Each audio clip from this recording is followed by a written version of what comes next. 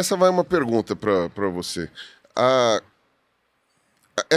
tudo isso que você está falando, perdão, e que eu vejo nessas questões aí olímpicas, é procurando uma justiça, digamos assim.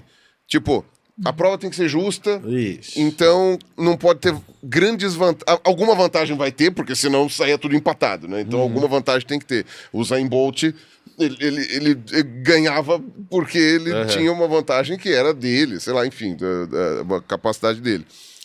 Agora, é tudo por justiça e essas coisas todas, assim, não é? Seria essa o princípio. Essa é a justificativa. Porque justo não vai ser, mas deveria haver alguma. Tipo, quando fica assim, tipo, injusto. No sentido assim, tipo, assim, cara, foi apelão isso, não daria pra fazer. Eu não sei, como alguém que não assiste esportes. Não. Tá. Não? Aí eu acho que você já coloca uma coisa.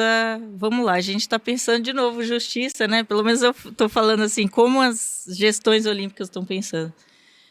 Por que está pensando justiça só para a categoria feminina? E não para a categoria masculina? Não tem essa ideia de que, a não ser assim, né? Por equipamento, por doping e tal. o peso da bola tem que ser um para todo mundo, entendi. né? Tem toda essa questão. Mas assim, essa questão está muito colocado, né, de justiça tem que ter justiça na categoria feminina, tem que ter equilíbrio na categoria feminina. E aí vem a ideia de que existe, que a gente até comentou aqui, uma performance feminina. Então, olha, tem uma... porque as mulheres cisgêneras, coitadinhas, elas têm uma performance que é assim, elas não passam disso, né? Elas se mantêm aqui. Então, vai chegar a mulher trans, que é criado esse estereótipo da mulher trans como sendo, né? Ela vai voar, o super-homem, né? Só vai sair voando, é verdade. Vai sair voando na quadra, gente. Enfim, e aí entra com esse estereótipo, torna essa pessoa estranha dentro desse espaço, né? Aversiva dentro desse espaço, em todos os espaços, no banheiro, né? Nos vestiários, na quadra, né? E assim, qual a ideia de justiça para o esporte se você só tem um vencedor? Você não consegue equilibrar no esporte. Você tem uma pessoa que vai vencer, ou uma equipe que vai vencer, né? Você não se não é esporte recreativo, né? Onde vamos equilibrar e todo mundo ganha uma medalha. Não existe isso, e a gente só está pensando isso para a categoria feminina. E aí tem uma coisa que eu acho interessante, que é o seguinte: estou falando aqui mulheres com variação intersexual, mulheres trans, que se cria esse estereótipo de, né, que elas, né, vão ganhar todas as competições que entrarem, né? Isso nem sempre acontece, vezes não. E aí, quando elas não vencem, isso é escondido, né? O caso da Lia Thomas, que é uma atleta da natação norte-americana, né? Ela vence uma competição, ela participa de 3 competições no campeonato universitário. Ela vence uma. A mídia coloca que ela venceu, que ela chegou em 5º e a outra em 8º, ninguém falou nada.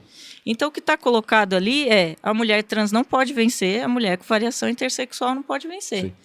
Se elas quiserem participar, elas ficarem, né? Hoje elas nem vão participar. A gente começa os Jogos Olímpicos sem a participação que né, a imprensa comemorou, o movimento LGBTQIA+, comemorou, que nós tivemos a presença dessas atletas, né, em Tóquio, em 2020. E agora não tem nenhum. E agora, pelo menos das atletas que eu estudo ali, né, nenhuma delas conseguiu as com variação intersexual, justamente, acho que é importante colocar isso, né, justamente porque elas se recusaram a fazer, né, o tratamento hormonal de baixar a testosterona.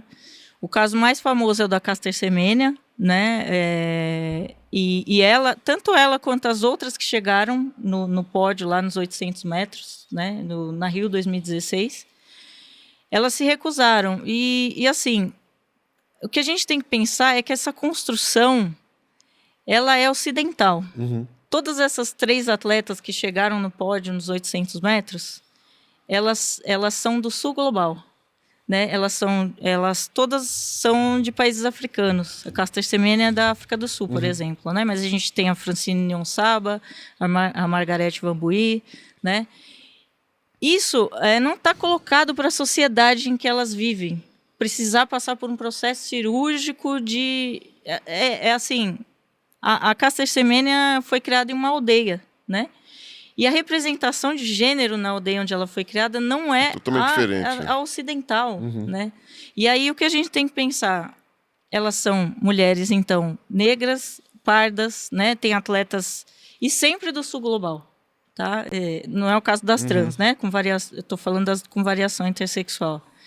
Então... E se fosse dos países ricos, provavelmente ia ser aqueles grupos já marginalizados. Então, se for dos Estados Unidos, provavelmente vai ser um negro, não vai ser, né? Tipo, se for para ser preterido, assim, né? Ser colocado para ser prejudicado, né? Provavelmente vai... E tem um outro ponto desse de justiça que a gente estava conversando ali fora, que acho que é fundamental a gente entender para entender esse contexto. O maior campeão olímpico da história é dos Estados Unidos. Aí a gente pode procurar uma explicação biológica para isso. Os americanos são atleticamente melhor do que todo mundo. Ou a gente pode procurar uma solução social para isso. Econômico-social. Eles têm mais grana. Eles têm mais grana, eles investem mais em esporte, portanto, por ter melhor estrutura, melhor alimentação, quando melhor a China tudo. entrou na briga... Quando a China entrou na briga com grana, ou quando a União Soviética entrou na briga com grana, você tinha competição. Então a gente está procurando justiça em um fator. A gente está procurando justiça em testosterona. Para testosterona eu tenho que ter justiça. Para o resto, a justiça não importa. Então, o que eu quero dizer com isso? Eu lembro de alguém falando, de algum nadador, que eu não lembro quem era, mas era um nadador desses fodalhão aí. Só me vem o Cielo na cabeça, mas acho que não era o Cielo. Phelps. Acho que era o Phelps. Sim. Que é um cara gigantesco. Gigantesco. E a mão dele isso, é tipo Phelps. 3 vezes a minha mão. Tudo isso aqui. Isso. E que eu não sei se ele era assim por uma questão hereditária, sei lá, se a família dele, o pai dele tem um pezão também, ou se é aquele lance de que dão GH a mais pra ele quando é adolescente. E isso não pega em doping nenhum, né? Ou seja, você fez a pessoa crescer o pé e a mão e não sei o que, e aí o pessoal falou, até que ponto isso era justo com quem não teve grana pra poder fazer um tratamento, porque é um tratamento hormonal, só que... não sei se é o caso do Phelps. Eu também não sei se é o caso dele, mas houve uma discussão disso na época. Desculpa te cortar. Não, você é entrevistado. Você tá sendo entrevistado. A gente tá conversando. Vai lá. É legal você trazer o caso do Phelps, porque ele tem uma síndrome, a síndrome de Marfan, faz com que as extremidades fiquem maiores mesmo. Tá. Interessante. Ele tem hiperflexibilidade também, e o pé estica um pouco mais. Ele é todo torto, vamos dizer assim. É como dentro desse normal, né? Dentro da normalidade que ele foi colocado, isso, né? Ainda a gente encontra umas coisas aí desse corpo que muitas vezes é chamado de anormal, né? Colocado para fora aí dessa ideia de normalidade, né? Então, é muito usado, inclusive, o caso do Phelps para dizer assim, no masculino ninguém questionou o Phelps ter a mão maior, o pé maior. Verdade, ninguém ter foi lá essa e falou... síndrome, como ele era do sexo masculino, tá devia ser proibido. Não, se ele tem uma síndrome que ninguém tem, ele deveria ser proibido. Hormonais e não é justo. Usar a mesma lógica, a gente vai por aí. Então vamos proibir o Phelps, né? E mesmo que ele não tivesse, imagina que o Phelps, que é o caso, ele é de uma família de nadadores. Aí quando o Phelps tinha 11 anos de idade, ele foi identificado como um atleta olímpico. A partir desse momento, o governo americano começou a colocar, literalmente, milhões de dólares para fazer o atleta olímpico perfeito. E aí você Phelps tá com dos Estados Unidos. O Phelps, isso é um caso real. O Phelps aí quando o Phelps tinha 14 anos, 15 anos, ele foi para a primeira Olimpíada para ele começar a ser treinado para virar um atleta olímpico. E aí ele vira, em número de medalhas, o maior atleta olímpico da história. Ele ganha 8 medalhas de ouro numa Olimpíada, ele tem 21 medalhas de ouro, ele é o maior atleta olímpico da história, e a vida dele foi... Não, pera lá, então você já estava usando o exemplo do Phelps antes de eu falar do Phelps? Basicamente, sim. E ele é o maior atleta olímpico da história. Eu juro que a gente não ensaiou isso. E ele nada numa piscina olímpica desde quando ele tem 11 anos de idade. E aí você tem atletas Da do mundo Jamaica. inteiro, não, do Brasil, que treinam em piscinas de 15 metros. Que isso vai começar a mudar nos anos 2000. Você tem a ginástica brasileira que não tinha equipamento olímpico para treinar. Então, a gente está falando de justiça num ponto só. E essa justiça é num ponto muito específico. E essa é a questão, no final das contas. Que justiça é essa, né? Exatamente. Eu tô muito de acordo com você. Assim, né? Tem essa questão. Tem um material disponível, grana disponível, né?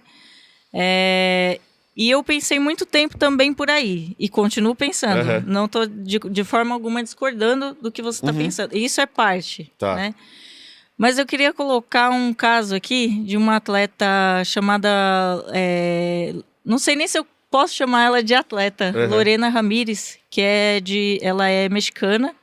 E ela é de uma comunidade de corredores, né? Eu nem sei se ela se chamaria de atleta, se ela tá pensando... Ela nem tá pensando em alto rendimento, eu acredito, né? O quê? Você está falando da etnia dela lá? O povoado dela? Isso, exatamente. Corre? Exatamente. Tá, entendi. Eles eram de corredores.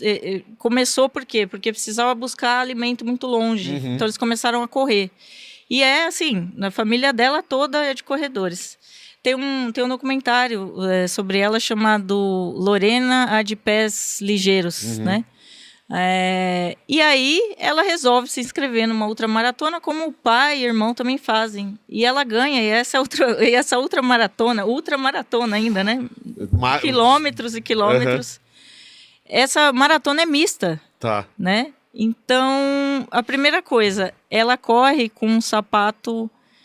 de borracha de pneu. Ela não tem tudo isso que eu falei, né? Não tem tudo isso que você falou, né? Ela corre com um sapato de pneu, não tem treinamento, não tem... Ela corre de saia, uma saia até aqui. Uma saia enorme, que é da etnia dela, né? O uso daquela saia.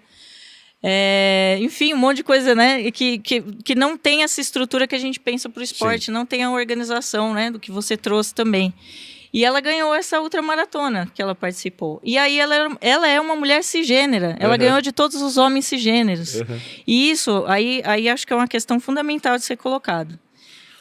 Para mim, a gente precisa separar, né? Quando você traz a questão da separação, justamente para manter a categoria masculina ainda como soberana. Por quê? Toda vez que uma mulher cisgênera ganha de um homem cisgênero, a história é escondida. Né? A gente tem isso dentro dos Jogos Olímpicos, né? No tiro, aconteceu dentro de uma modalidade do tiro, né? Em 92, uma atleta chinesa chamada Zhang Shan, a modalidade era mista, né? Quando começou era mista e tal.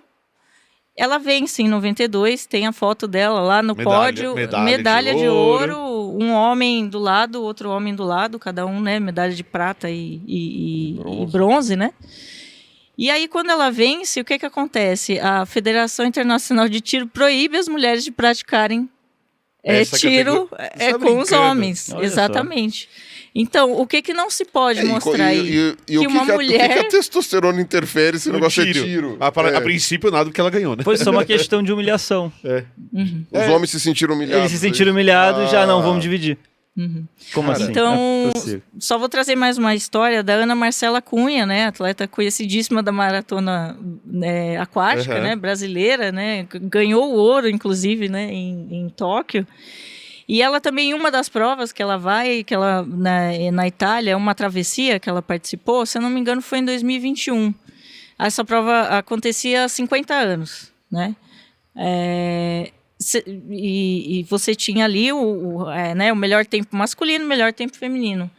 Em 2021, os melhores tempos foram os femininos. E os melhores tempos de todas as edições, em 50 anos. Da Ariana Bride, né? Que é quem vence a prova. E na sequência, Ana Marcela Cunha. Elas batem o recorde de todo mundo. De todos os tempos, né? Da prova. Então, quer dizer, eu fiquei caçando isso para achar, né? Será que mulheres... Porque nem para mim isso estava claro. Mulheres cisgêneras ganharam em algum momento dos homens cisgêneros? Porque a gente não sabe, né? Assim, e aí tive que ficar caçando essas histórias. Porque você não coloca na capa do jornal, na seção de esporte, né? Ou seja, no site X, Y, né? Sim. Ela precisa ficar escondida. Justamente, acho que como traz o Carlos ali... tem uma questão que é essa social, de dizer os homens são mais fortes, a gente precisa demonstrar biologicamente isso e tem que acontecer na prática. E quando não acontece, a gente esconde, então, a gente omite, né?